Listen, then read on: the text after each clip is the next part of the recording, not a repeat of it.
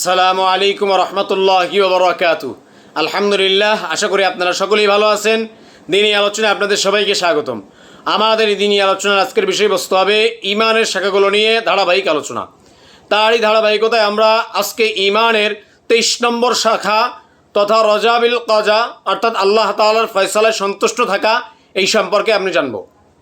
আল্লাহ পাক রব্বুল আলামিন আমাদের জন্য যে ফয়সালা করেছেন, যে বিধান দিয়েছেন, এই ফয়সালায়, এই বিচারে, এই বিধানে আমাদের সবারই সন্তুষ্ট থাকা, এটা ইমানের শাখা।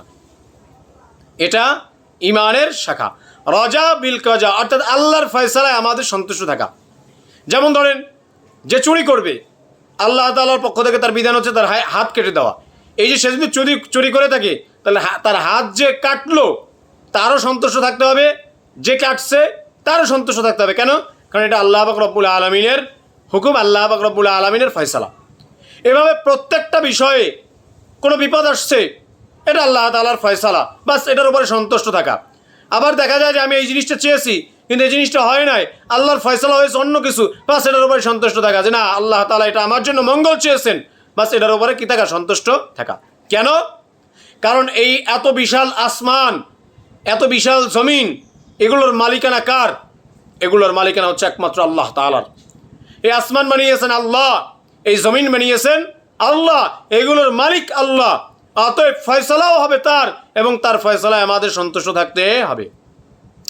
আল্লাহ পাক রব্বুল আলামিন সূরা হাদীদের 4 নম্বর আয়াতে রব্বুল আলামিন বলেন, হুয়াল্লাযী খালাকাস সামাওয়াতি ওয়াল আরদা, হুয়াল্লাযী খালাকাস সামাওয়াতি ওয়াল আরদা ফি সিত্তাতি আইয়ামিন সুম্মা ইসতাওয়া আলাল আরশ। আল্লাহ পাক রব্বুল আলামিন বলেন যে তিনি আসমানকে এবং জমিনকে 6 দিনে সৃষ্টি করেছেন, অথবা তিনি তার আরশে সমাসীন হয়েছেন। তার আরশে তিনি আসন গ্রহণ করেছেন, বা তিনি আরশে কি করেছেন?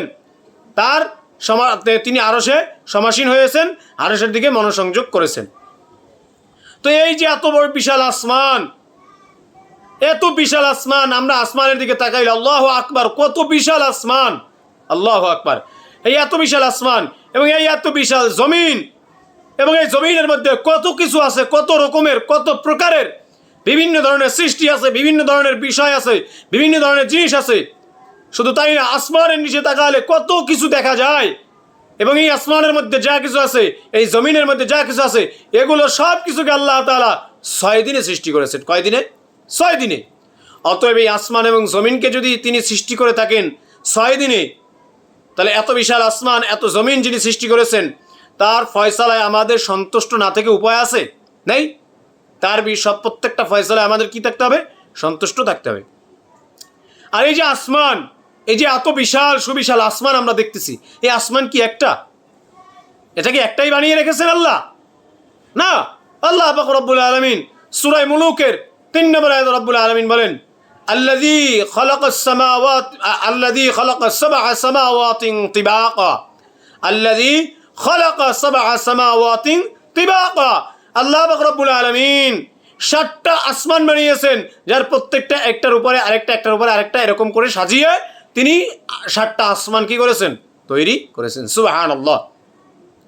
এই যে এত বিশাল আসমান আমরা দেখি, উপরের দিকে তাকালে এই সুবিশাল আসমান আল্লাহ তাআলা 7টা বানিয়েছেন।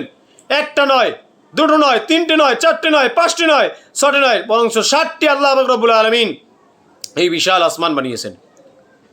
এই আসমান, এটা এত বিশাল যেটা ধারণাই করা যায় না। এই আসমানের মাঝে দূরত্ব কত? রাসূলুল্লাহ সাল্লাল্লাহু আলাইহি ওয়াসাল্লাম বলেন, এই যে একটার পরে একটা আসমান আল্লাহ তাআলা বানিয়েছেন, এই একটা আসমান থেকে আরেকটা আসমানের দূরত্ব তোমরা যদি জানো তাহলে আশ্চর্য হয়ে যাবা। আল্লাহ রাসূল সাল্লাল্লাহু আলাইহি ওয়াসাল্লাম বলেন, একটা আসমান থেকে আরেকটা আসমানের দূরত্ব হচ্ছে 500 বছরের রাস্তা। সুবহানাল্লাহ। তাহলে প্রথম আসমান থেকে দ্বিতীয় আসমান 500 বছরের রাস্তা, দ্বিতীয় আসমান থেকে তৃতীয় আসমান 500 বছরের রাস্তা, তৃতীয় আসমান থেকে চতুর্থ আসমান 500 বছরের রাস্তা, চতুর্থ আসমান থেকে পঞ্চম আসমান 500 বছরের রাস্তা, পঞ্চম আসমান থেকে ষষ্ঠ আসমান 500 বছরের রাস্তা, ষষ্ঠ আসমান থেকে নিয়ে সপ্তম আসমান পর্যন্ত 500 বছরের রাস্তা। এই হচ্ছে একটা আসমানের মাঝে আরেকটা আসমানের মধ্যে গ্যাপ, একটা আসমান থেকে আরেকটা আসমানের দূরত্ব 500 বছরের রাস্তা। এত বিশাল দূরত্ব। আর এই আসমানটা কত বড়? এই যে 7টা আসমান, এগুলো কি সব একরকমই না ছোট বড় আছে? এই আসমান এটা সবটা একরকম নয়, 7টা আসমান 7 রকম। কিভাবে? যে দ্বিতীয় আসমানের কাছে প্রথম আসমানটা এতটুকু পরিমাণ দেখা যায় যে একটা ফুটবল মাঠে যদি একটা ছোট্ট ফুটবলকে রাখা হয় তাহলে ওই ফুটবলটাকে কতটুকু দেখা যায়, তেমনিভাবে দ্বিতীয় আসমান বসে যদি কেউ প্রথম আসমানকে দেখে তাহলে সেরকম ফুটবলের মতো ছোট্ট একটুখানি একটা বিষয় দেখা যাবে। এভাবে করে তৃতীয় আসমান, সেখান থেকে আবার দ্বিতীয় আসমানকে এরকম ফুটবলের মতো ছোট্ট একটা জিনিস দেখা যাবে। চতুর্থ আসমান থেকে নিয়ে আবার তৃতীয় আসমানটাকে ততটুকু দেখা যাবে, আবার পঞ্চম আসমান থেকে নিয়ে আপনার চতুর্থ আসমান ততটুকু, ষষ্ঠ আসমান থেকে যদি আমরা তাকাই তাহলে পঞ্চম আসমানটাকে আবার ততটুকু দেখা যাবে, আবার সপ্তম আসমান থেকে নিয়ে ষষ্ঠ আসমানে যদি আমরা তাকাই তাহলে এরকম ফুটবলের মতো ছোট্ট একটা বস্তু দেখা যাবে। তাহলে চিন্তা করেন প্রথম আসমান কত বড়, দ্বিতীয় আসমান কত বড়, তৃতীয় আসমান কত বড়, চতুর্থ আসমান কত বড়, পঞ্চম আসমান কত বড়, ষষ্ঠ আসমান কত বড়, সর্বশেষ সপ্তম আসমান এটা কত বিশাল। আল্লাহু আকবার। আমরা কেউ কি প্রথম আসমান কত বড় এটা বলতে পারবো? এই যে কত লক্ষ লক্ষ ট্রিলিয়ন, মানে অবজারভেবল ইউনিভার্সাল, মানে যেগুলোকে অবজার্ভ করা যায়, এই অবজারভেবল ইউনিভার্সালে দেখা যায় কত লক্ষ লক্ষ ট্রিলিয়ন ট্রিলিয়ন আপনার গ্যালাক্সি, নক্ষত্র না গ্যালাক্সি, এক একটা গ্যালাক্সির ভিতরে কত ট্রিলিয়ন মিলিয়ন আপনার ট্রিলিয়ন ট্রিলিয়ন নক্ষত্র, যেগুলো গণনা করে শেষ করা যায় না। তাহলে এগুলো তো অবজারভেবল মানে ইউনিভার্সাল, যেগুলো অবজার্ভ করা যায়। এর বাহিরে যে কত আছে আল্লাহ তাআলাই ভালো জানে। তাহলে চিন্তা করেন প্রথম আসমানটা কত বিশাল, প্রথম আসমানের বিশালতা কত বড়। আল্লাহু আকবার। এরপরে তৃতীয় আসমান, এরপরে তৃতীয় আসমান, এরপরে চতুর্থ আসমান, এরপরে পঞ্চম আসমান, এরপরে ষষ্ঠ আসমান, এরকম করতে করতে কত বিশাল এই আসমানগুলো। আল্লাহু আকবার। তাহলে এই যে এত বিশাল আসমান আল্লাহ পাক রব্বুল আলামিন বানাইলেন, এই যে এত বিশাল জমিন আল্লাহ তাআলা বানাইলেন, এগুলো তো আল্লাহ তাআলা মানুষদের জন্যই বানিয়েছেন, আমাদের জন্যই তো আল্লাহ তাআলা বানিয়েছেন। তাহলে এই রব এত বড় সৃষ্টি করেছেন, এত বড় সৃষ্টি তিনি করতে পারেন, তাহলে এই রবের ফয়সালায় সন্তুষ্ট না থাকার কোনো উপায় আছে? নাই। এই জন্যই তো আল্লাহ তাআলার ফয়সালায় সন্তুষ্ট থাকা, রাজা বিল কাজা, এটা ঈমানের একটি অঙ্গ। আল্লাহ পাক রব্বুল আলামিন আমাদের সবাইকে তার এই যে সৃষ্টির বিশালতা এটাকে লক্ষ্য করে, অনুধাবন করে, আল্লাহ তাআলাকে ভয় করে, তার ফয়সালাকে সন্তুষ্ট চিত্তে মেনে নিয়ে ঈমানের এই শাখাটিকে পরিপূর্ণ করার তৌফিক দান করুক। আমিন। ওয়া আখির দাওয়ানা আলহামদুলিল্লাহি রাব্বিল আলামিন। আসসালামু আলাইকুম ওয়া রাহমাতুল্লাহি ওয়া বারাকাতুহু।